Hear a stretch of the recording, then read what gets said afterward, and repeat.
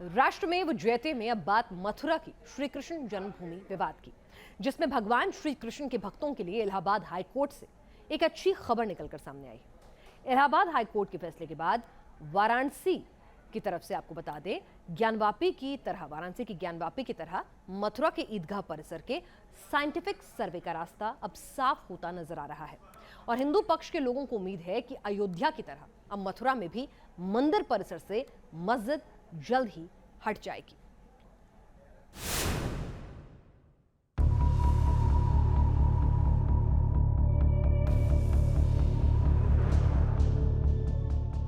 मथुरा में शाही ईदगाह मस्जिद परिसर में भगवान श्री कृष्ण के मंदिर होने के जिन सबूतों का दावा किया जा रहा है वो सामने आ सकते हैं, क्योंकि इलाहाबाद हाई कोर्ट के फैसले के बाद शाही ईदगाह के विवादित परिसर का साइंटिफिक सर्वे का रास्ता साफ होता नजर आने लगा है। जिस तरह से सुप्रीम कोर्ट के फैसले के बाद अयोध्या में भगवान राम का भव्य मंदिर तैयार हो रहा है, जिस तरह से काशी में ज्ञानवापी के सर्वे के मस्जिद के नीचे महादेव का बड़ा शिवलिंग मिला है, अब उसी तरह से मथुरा में श्री कृष्ण जन्मभूमि मंदिर परिसर से ईदगाह मस्जिद के नीचे भी भगवान श्री कृष्ण की मौजूदगी को तलाशा जाएगा, क्योंकि श्री कृष्ण जन्मभूमि विवाद को लेकर वैज्ञानिक सर्वे कराने की मांग पर इलाहाबाद हाई कोर्ट ने मथुरा कोर्ट को यह आदेश दिया है कि वो 3 महीने में अपना फैसला दे।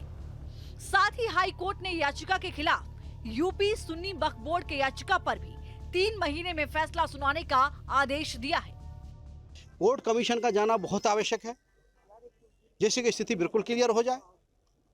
और आज उसी को लेकर के हमने एप्लीकेशन दी थी, माननीय न्यायालय ने उसको सुना और अब 21 तारीख माननीय न्यायालय के द्वारा आदेश के लिए रिजर्व कर ली गई है, जिसमें यह कन्फर्म किया जाएगा कि पहले 7 रूल 11 सुनी जाएगी या हमारा प्रार्थना पत्र जो कोर्ट कमीशन का है वो सुना जाएगा। लगातार वादी पक्ष मुकदमे को टालने की गरज से नए नए प्रार्थना पत्र देते रहते हैं। 7 रूल 11 के तहत जहाँ बहस चल रही है वहाँ ये तय होना है पहले ये मुकदमे चलने योग्य हैं या नहीं। अगर ये मुकदमे चलने योग्य है ही नहीं तो फिर आगे कार्रवाई क्यों हो। श्री कृष्ण जन्मभूमि विवाद मामले में इलाहाबाद हाई कोर्ट में करीब 35 मिनट तक सुनवाई हुई, जिसमें पक्ष विपक्ष की सभी दलीलें सुनी गईं। मुस्लिम पक्ष ने 7 रूल 11 पर सुनवाई के लिए दलील दी, तो हिंदू पक्ष के वकील ने विवादित स्थल की वास्तविक स्थिति जानने के लिए पहले सर्वे कराने की मांग की। इस पर हाई कोर्ट अब 21 जुलाई को फैसला सुनाएगा, जिसमें तय होगा कि पहले 7 रूल 11 पर सुनवाई हो या फिर विवादित स्थल की वास्तविक स्थिति जानने के लिए पहले सर्वे कराया जाए।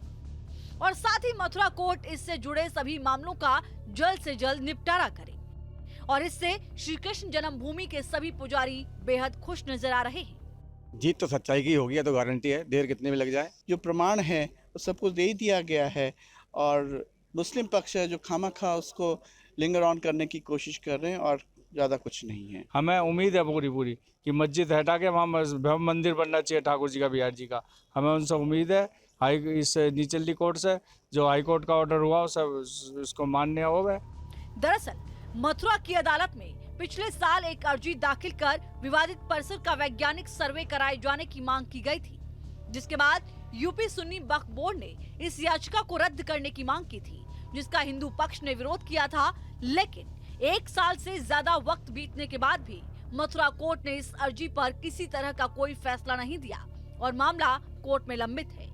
इसी वजह से हिंदू पक्ष ने इसी महीने इलाहाबाद हाई कोर्ट में इसको लेकर याचिका दाखिल की थी, और साधु संतों से लेकर हिंदू पक्षकार को अब उम्मीद है कि 21 जुलाई को कोर्ट विवादित स्थल के सर्वे के लिए आदेश जारी करेगा।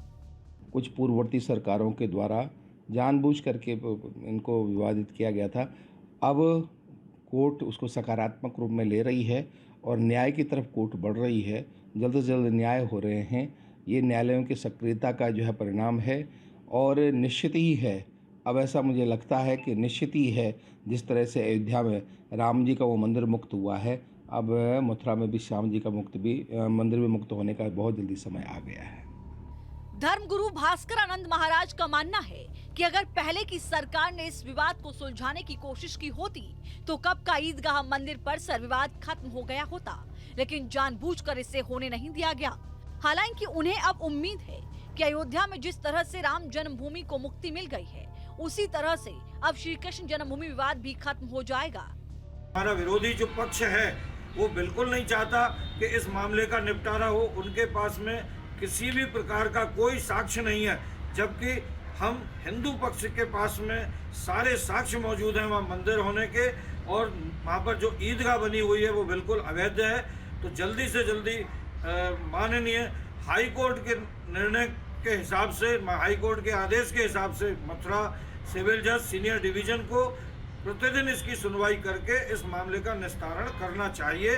श्री कृष्ण जन्मभूमि परिसर में है शाही ईदगाह मस्जिद। जन्मभूमि में गर्भगृह के बगल में है 13.37 एकड़ जमीन पर है शाही ईदगाह मस्जिद। इसको लेकर हिंदू पक्ष का दावा है कि मंदिर को तोड़कर मस्जिद बनाया गया। 1662 में औरंगजेब ने इस मस्जिद का निर्माण कराया था। औरंगजेब के गवर्नर नाबिर खान ने मस्जिद बनवाया था और इसी को लेकर 25 सितंबर 2020 को मंदिर स्थल से मस्जिद हटाने की याचिका दायर की गई थी, जिसमें जन्मभूमि ट्रस्ट और ईदगाह कमेटी के 1968 के समझौते को रद्द करने की मांग की गई थी। और अब जाकर श्री कृष्ण जन्मभूमि परिसर के अंदर ईदगाह मस्जिद विवाद सुलझने की उम्मीद जगी है। सभी को 21 जुलाई का इंतजार है, जिसके बाद ये साफ हो पाएगा कि ईदगाह के विवादित परिसर का साइंटिफिक सर्वे होगा या नहीं, और अगर होगा तो कब शुरू होगा। मानवेंद्र प्रताप सिंह के साथ टीम न्यूज नेशन। तो एक तरफ इलाहाबाद हाईकोर्ट से कृष्ण भक्तों के लिए अच्छी खबर आई है, तो भोले के भक्तों के लिए भी सावन के पहले सोमवार के दिन खुशियां आई हैं। हाईकोर्ट ने ज्ञानवापी परिसर में शिवलिंग की पूजा वाली याचिका पर सुनवाई को मंजूरी दे दी है।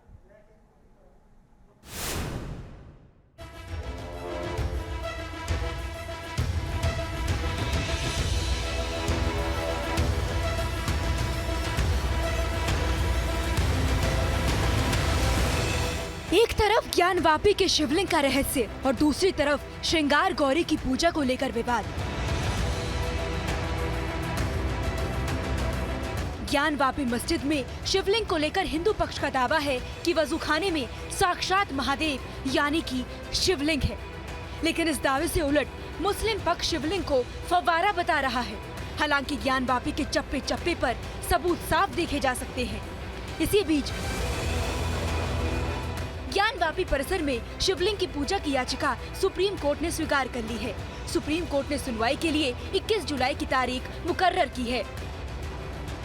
आपको बता दें कि वाराणसी की जिला अदालत के आदेश पर किए गए सर्वेक्षण में ज्ञानवापी मस्जिद परिसर में शिवलिंग पाया गया था, जिसके बाद हिंदू पक्ष का कहना है कि सावन के इस पवित्र महीने में शिवलिंग की पूजा करना उनका अधिकार है। इस याचिका में शिवलिंग की उम्र का पता लगाने के लिए उसकी कार्बन डेटिंग की भी मांग की जा रही है। साथ ही याचिका में जीपीएस सिस्टम से भूमिगत स्थिति का पता लगाने की भी मांग की जा रही है, जिस पर वकील विष्णु शंकर जैन की दलीलों को सुनने के बाद चीफ जस्टिस एन.वी. रमन की पीठ ने इस याचिका को अंजुमन इंतजामिया मस्जिद समिति की लंबित याचिका के साथ 21 जुलाई को सुनवाई का आदेश दिया। वहीं डी.वाई. चंद्रचूड़ की अध्यक्षता वाली दूसरी पीठ ने ज्ञानवापी श्रृंगार गौरी परिसर के सर्वे को चुनौती देने वाली मस्जिद समिति की याचिका को भी मंजूर कर दिया है और इसकी भी सुनवाई 21 जुलाई को हो सकती है। ज्ञानवापी को लेकर उठे विवाद पर अलग पक्षों के अलग अलग तर्क हैं। कोई इसे सांस्कृतिक विरासत मानता है तो कोई इसे धार्मिक स्थल। ज्ञानवापी के भीतर अदालत के आदेश पर सील किए गए शिला को हिंदू पक्ष शिवलिंग मान रहा है, तो वही मुस्लिम पक्ष उसे फव्वारा करार दे रहा है। बहरहाल मामला अदालत में है। न्यायिक प्रक्रिया से इस विवाद का फैसला होने की उम्मीद है। Team news nation.